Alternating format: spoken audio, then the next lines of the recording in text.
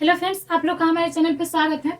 आज परसेंटेज का चौथा क्लास है जिसमें हम टाइप 4 सॉल्व करेंगे। ठीक है, टाइप 4 में हम सक्सेसिव मेथड से प्रश्न को सॉल्व करेंगे। इसमें हम किस टाइप का प्रश्न सॉल्व करेंगे?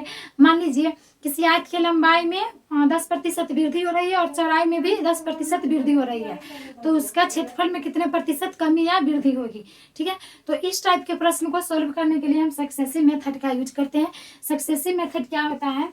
सक्सेसिव मेथड से एक फॉर्मूला है, जैसे लंबाई में भी और चौड़ाई में भी अगर वृद्धि हो रही है तो लंबाई प्लस चौड़ाई प्लस लंबाई इंटू चौड़ाई बटा 100 कर देंगे। ठीक है, अगर आयत के लंबाई में भी और चौड़ाई में भी वृद्धि हो रही है तो हम इस फॉर्मूला का यूज करेंगे। अगर एक में वृद्धि हो रही है और एक में कमी हो रही है तो यहाँ क्या होगा, इस दोनों की जगह साइन चेंज हो जाएगा। ठीक है, अगर एक में कमी हो रही है, जैसे लंबाई में वृद्धि हो रही है और चौड़ाई में कमी हो रही है, तो ये हो जाएगा l minus B minus L into B by 100।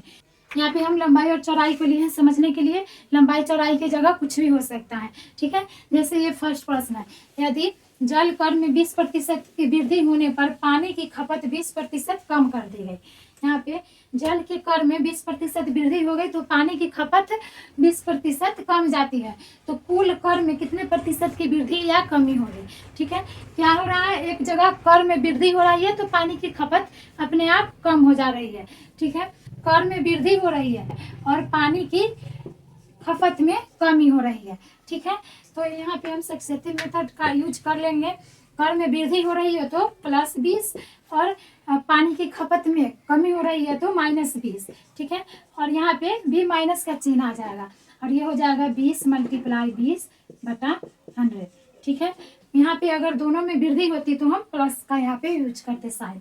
ये हो जाएगा 20 में से 20 चला जाएगा 0 माइनस ये 0 से 0 कट जाएगा -4, यानी यहाँ पे वृद्धि नहीं हो रही है, 4% की कमी हो रही है। कुल कर में 4% की कमी हो रही है, यही हमारा आंसर हो गया। ठीक है, इसी से रिलेटेड चलिए नेक्स्ट प्रश्न को देखते हैं। हमारा नेक्स्ट प्रश्न है, एक वर्ग की लंबाई तथा चौड़ाई में क्रमशः 40% तथा 30% वृद्धि करने पर प्राप्त आयत का क्षेत्रफल दिए गए वर्ग के क्षेत्रफल से कितने प्रतिशत अधिक हो जाता है। ठीक है, मान लीजिए कोई पहले वर्ग था, मान लीजिए 10 10 10 10 था। ठीक है, बोला है कि इसके लंबाई में 40% वृद्धि हुई और चौड़ाई में 30% वृद्धि हुई, यानी ये 40 बढ़ गया और ये 30 बढ़ गया, तो क्या प्राप्त हो गया, एक आयत प्राप्त हो गया। ये हो गया 50 का और ये हो गया 40 का। ठीक है, तो बोल रहा है कि इसका क्षेत्रफल इससे कितने प्रतिशत अधिक है। ठीक है, इसको बेसिक से हम समझाएंगे। पहले इसको हम सक्सेसिव मेथड से सोल्व करते हैं। l + b + l into B by 100 इस फॉर्मूला का यूज करेंगे। लंबाई में 40% वृद्धि हो रही है और चौड़ाई में 30%। 40 × 30 बटा 100, 00 से 00 कैंसिल, ये हो जाएगा 70 + 12 यानी हो जाएगा 82%। हमारा आंसर आ गया 82%। ठीक है, तो आयत का क्षेत्रफल इस वर्ग के क्षेत्रफल से 82% अधिक है। चलिए इसको बेसिक से सोल्व करते हैं। मान लीजिए एक वर्ग था जिसका साइड था 100 का। ठीक है, 100 का था, तो इसका हम क्षेत्रफल निकालेंगे तो वर्ग का क्षेत्रफल होता है भुजा स्क्वायर, तो 100 का स्क्वायर यानी ये हो गया 10,000। ठीक है, वर्ग का क्षेत्रफल आ गया 10,000। अब इसी में क्या किया, लंबाई और चौड़ाई बढ़ा दिया। लंबाई में 40% वृद्धि कर दी और चौड़ाई में 30%, तो ये हो गया 140 और ये हो गया 130। ठीक है, और आयत का क्षेत्रफल बराबर होता है लंबाई गुने चौड़ाई l इंटू बी, यानी 140 × 130। ठीक है, ये 14 में 13 से हम मल्टीप्लाई करेंगे तो हो जाएगा 13 चौका 52 के 2 हाथ से 5, 13 और 5 18, 182,000। ठीक है, देखिए अब चूंकि पूछ रहा है कि इससे ये कितने प्रतिशत अधिक है।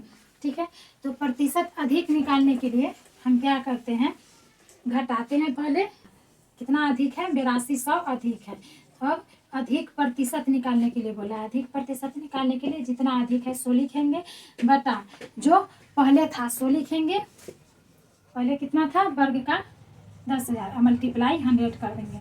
00 से 00, 00 से 00, यहाँ हमारा 82% आंसर आ गया। ठीक है, दोनों से भी यही आंसर आ रहा है, तो इससे बेटर है कि हम सक्सेसिव मेथड से सोल्व करें। ठीक है, चलिए नेक्स्ट प्रश्न को देखते हैं।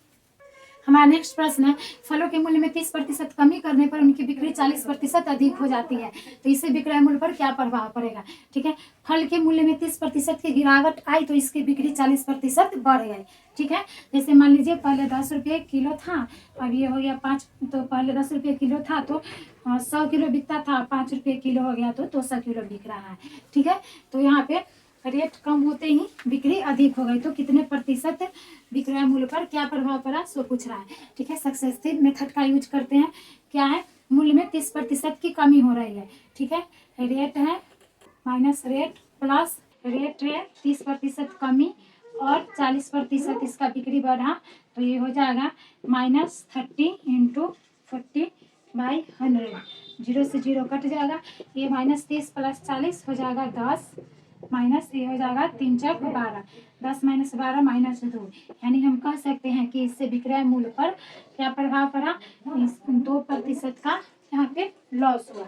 ठीक है, 2% का यहाँ लॉस हुआ, माइनस का चिन्ह आया तो लॉस हो रहा है, प्लस का चिन्ह आएगा तो लाभ हो रहा है।